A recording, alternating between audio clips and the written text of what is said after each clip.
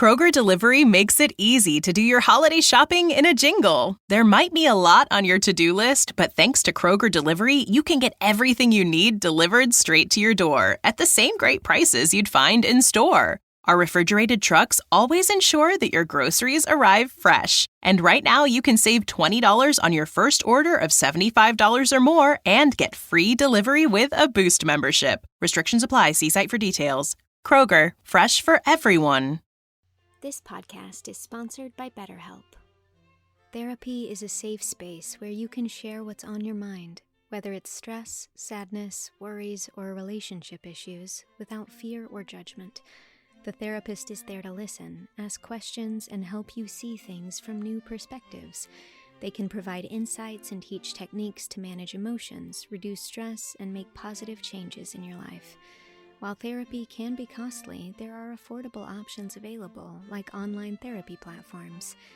BetterHelp is the sponsor of this episode, and they're on a mission to make starting therapy easier.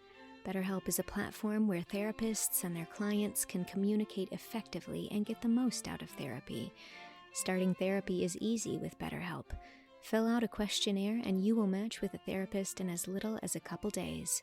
One of the best features of BetterHelp is that if the first therapist doesn't feel like the right fit, you can easily switch to another one until you find someone you really connect with. They carefully make sure therapists on the platform are well qualified, and their customer support team is there to help if you have any questions.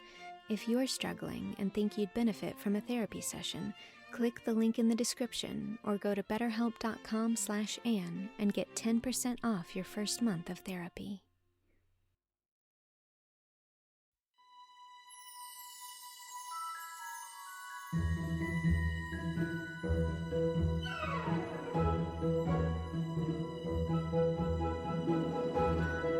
Anne of the Island, Chapter 26.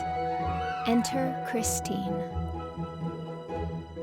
The girls at Patty's place were dressing for the reception which the juniors were giving for the seniors in February. Anne surveyed herself in the mirror of the blue room with girlish satisfaction. She had a particularly pretty gown on. Originally, it had been only a simple little slip of cream silk with a chiffon overdress, but Phil had insisted on taking it home with her in the Christmas holidays and embroidering tiny rosebuds all over the chiffon. Phil's fingers were deft, and the result was a dress which was the envy of every Redmond girl. Even Allie Boone, whose frocks came from Paris, was wont to look with longing eyes on that rosebud concoction as Anne trailed up the main staircase at Redmond in it. Anne was trying the effect of a white orchid in her hair. Roy Gardner had sent her white orchids for the reception, and she knew no other Redmond girl would have them that night, when Phil came in with an admiring gaze. Anne, this is certainly your night for looking handsome. 9 nights out of 10 I can easily outshine you. The 10th! You blossom suddenly into something that eclipses me altogether. How do you manage it? It's the dress, dear. Fine feathers. It isn't. The last evening you flamed out into beauty, you wore your old blue flannel shirtwaist that Miss Lind made you. If Roy hadn't already lost head and heart about you, he certainly would tonight. But I don't like orchids on you, Anne. No, it isn't jealousy. Orchids don't seem to belong to you. They're too exotic, too tropical, too insolent. Don't put them in your hair, anyway. Well, I won't. I admit I'm not fond of orchids myself. I don't think they're related to me. Roy doesn't often send them. He knows I like flowers I can live with. Orchids are only things you can visit with. Jonas sent me some dear pink rosebuds for the evening, but he isn't coming himself. He said he had to lead a prayer meeting in the slums. I don't believe he wanted to come. Anne, I'm horribly afraid Jonas doesn't really care anything about me, and I'm trying to decide whether I'll pine away and die or go on and get my BA and be sensible and useful. You couldn't possibly be sensible and useful, Phil, so you'd better pine away and die, said Anne cruelly. Heartless Anne! Silly Phil, you know quite well that Jonas loves you. But He won't tell me so, and I can't make him. He looks it, I'll admit, but speak to me only with thine eyes isn't really reliable for embroidering doilies and hem-stitching tablecloths. I don't want to begin such work until I'm engaged. It would be tempting fate. Mr. Blake is afraid to ask you to marry him, Phil. He is poor and can't offer you a home such as you've always had. You know that is the only reason he hasn't spoken long ago. I suppose so, agreed Phil dolefully. Well, brightening up, if he won't ask me to marry him, I'll ask him, that's all. So it's bound to come right. I won't worry. By the way, Gilbert Blythe is going about constantly with Christine Stewart. Did you know? Anne was trying to fasten a little gold chain about her throat. She suddenly found the clasp difficult to manage. What was the matter with it, or with her fingers? No, she said carelessly. Who is Christine Stewart? Ronald Stewart's sister. She's in Kingsport this winter studying music. I haven't seen her, but they say she's very pretty, and that Gilbert is quite crazy over her. How angry I was when you refused Gilbert, Anne. But Roy Gardner was foreordained for you. I can see that now. You were right, after all. Anne did not blush, as she usually did when the girls assumed that her eventual marriage to Roy Gardner was a settled thing. All at once, she felt rather dull. Phil's chatter seemed trivial and the reception a bore. She boxed poor Rusty's ears. Get off that cushion instantly, you cat, you. Why don't you stay down where you belong? Anne picked up her orchids and went downstairs, where Aunt Jamesina was pressing over a row of coats hung before the fire to warm. Roy Gardner was waiting for Anne and teasing the Sarah-cat while he waited. The Sarah-cat did not approve of him. She always turned her back on him, but everybody else at Patty's place liked him very much. Aunt Jamesina, carried away by his unfailing and deferential courtesy and the pleading tones of his delightful voice, declared he was the nicest young man she ever knew, and that Anne was a very fortunate girl. Such remarks made Anne restive.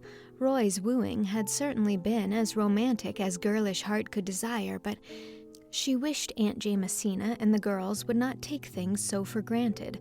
When Roy murmured a poetical compliment as he helped her on with her coat, she did not blush and thrill as usual, and he found her rather silent in their brief walk to Redmond.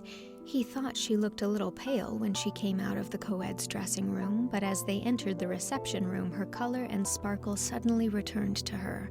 She turned to Roy with her gayest expression. He smiled back at her with what Phil called his deep, black, velvety smile. Yet she really did not see Roy at all. She was acutely conscious that Gilbert was standing under the palms just across the room talking to a girl who must be Christine Stewart. She was very handsome in the stately style destined to become rather massive in middle life. A tall girl with large dark blue eyes, ivory outlines, and a gloss of darkness on her smooth hair. She looks just as I've always wanted to look, thought Anne miserably. Rose leaf complexion, starry violet eyes, raven hair. Yes, she has them all. It's a wonder her name isn't Cordelia Fitzgerald into the bargain. But I don't believe her figure is as good as mine, and her nose certainly isn't. Anne felt a little comforted by this conclusion.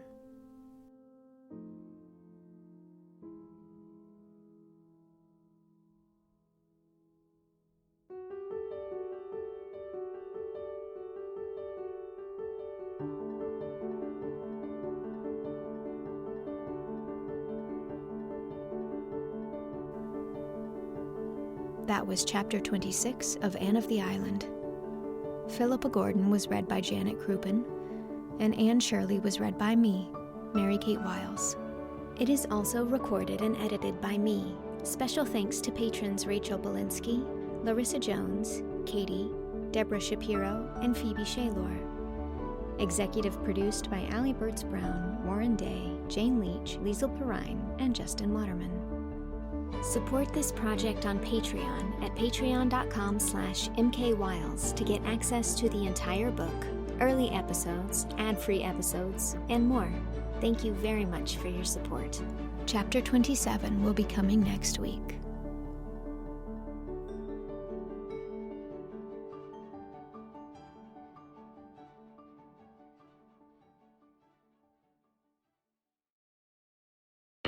Kroger Delivery has one mission: to deliver the freshest food right to your door. That's why our drivers are pros. Our trucks are refrigerated. And when it comes to low prices, we always deliver. With $20 off your first order of $75 or more, there's no better time to get in on the action. Mission accomplished. Restrictions apply. See site for details. At Kroger, an annual Boost membership just got even better. Now you can choose from Disney Plus with ads, Hulu with ads, or ESPN Plus on us when you sign up. Plus, enjoy unlimited free delivery, double fuel points, exclusive offers, and free items. Sign up for a Boost membership today. It's an easier way to save, including new streaming options to relax with while we deliver your groceries. Kroger, fresh for everyone. Restrictions apply. See site for details.